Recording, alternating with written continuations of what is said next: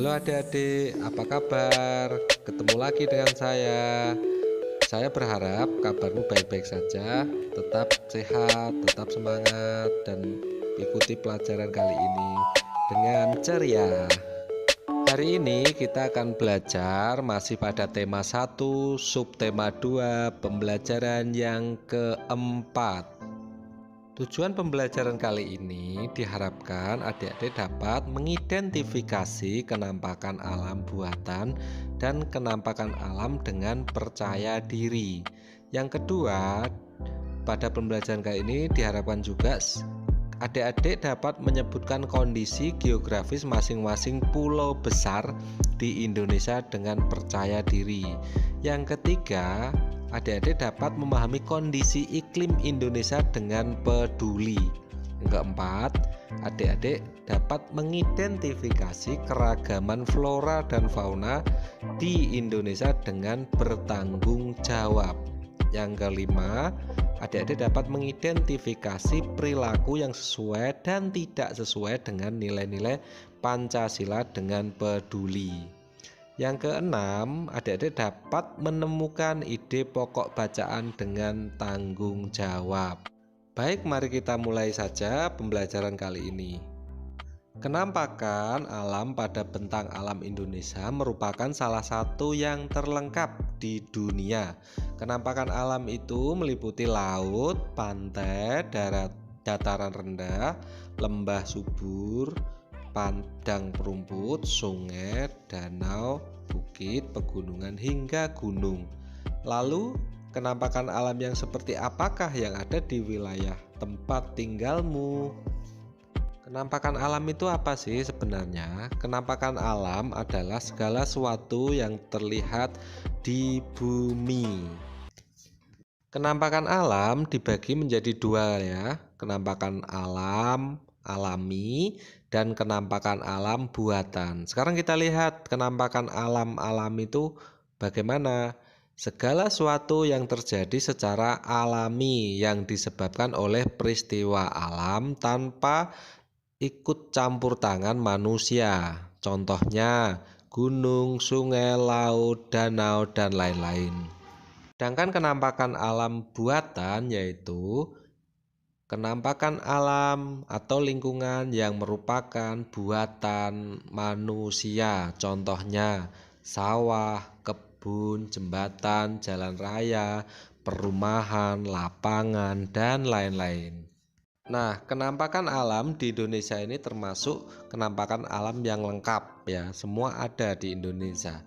Kalau kalian bisa buka kalian dengan teknologi yang namanya Google Earth, kalian bisa melihat kenampakan alam secara luas, di mana letak-letak gunung, di mana letak-letak sungai itu dapat dijelajahi dengan Google Earth ini.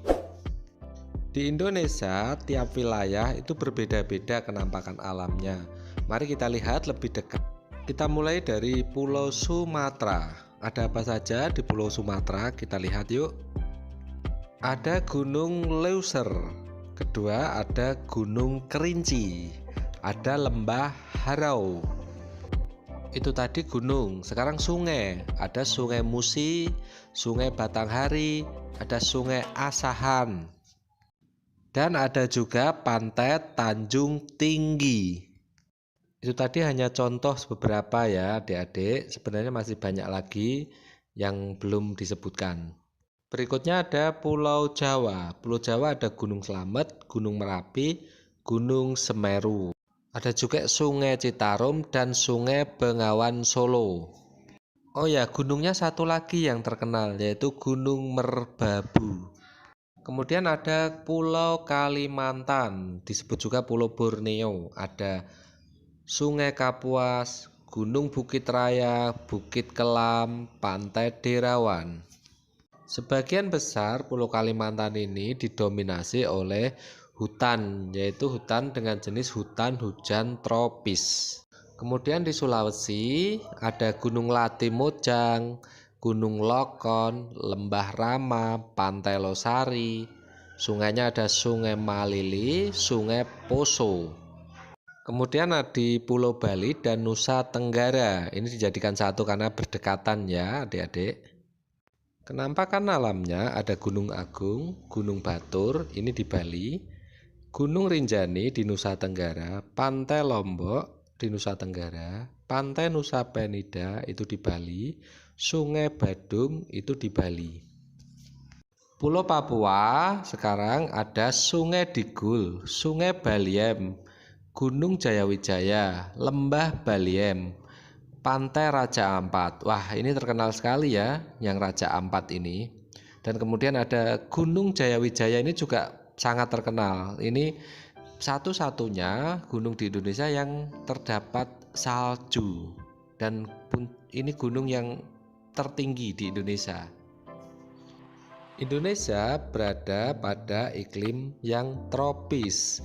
Coba kalian lihat, perhatikan di gambar ini, peta yang disajikan ini.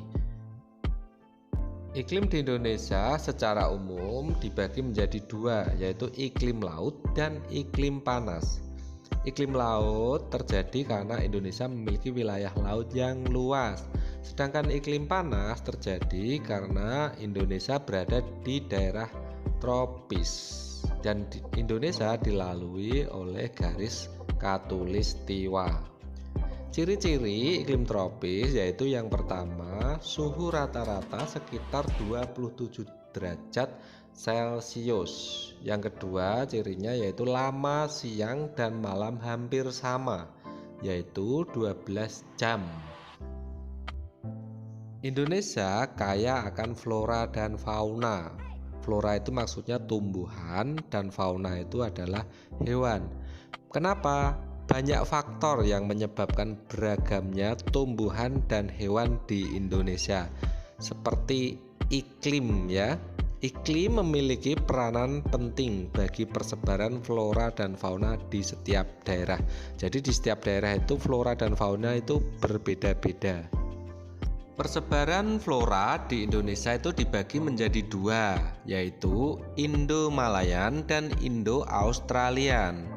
Kalau Indo-Malayan meliputi kawasan Indonesia bagian barat, yaitu Pulau Kalimantan, Sumatera, Jawa, dan Bali. Kemudian Indo-Australian dibagi menjadi kawasan Indonesia bagian timur, yaitu Sulawesi, Maluku, Nusa Tenggara, dan Papua. Sekarang kita masuk ke fauna di Indonesia. Fauna di Indonesia dibagi menjadi 3 wilayah, yaitu fauna Indonesia bagian barat atau tipe Asiatis. Kedua, fauna Indonesia bagian tengah atau tipe peralihan. Ketiga, fauna Indonesia bagian timur atau tipe Australis. Kenapa kok ada tipe-tipe ini? Bisa dilihat dari dekatnya wilayah kita dengan benua-benua ya. Contoh di Australis, tipe Australis ini dekat dengan Australia, sedangkan Asiatis ini lebih dekat dengan benua Asia, dan peralihan ini di tengah-tengah, jadi kayak seperti peralihan gitu dari Asiatis menjadi Australis gitu ya. Paham ya sekarang? Nah, kalian perhatikan peta yang disajikan ini ya. Ini peta apa yo? Masih ingat enggak? Ini peta khusus atau peta umum? Jadi di peta ini disajikan gambar-gambar binatang di wilayah-wilayah tertentu dan binatangnya itu berbeda-beda ya.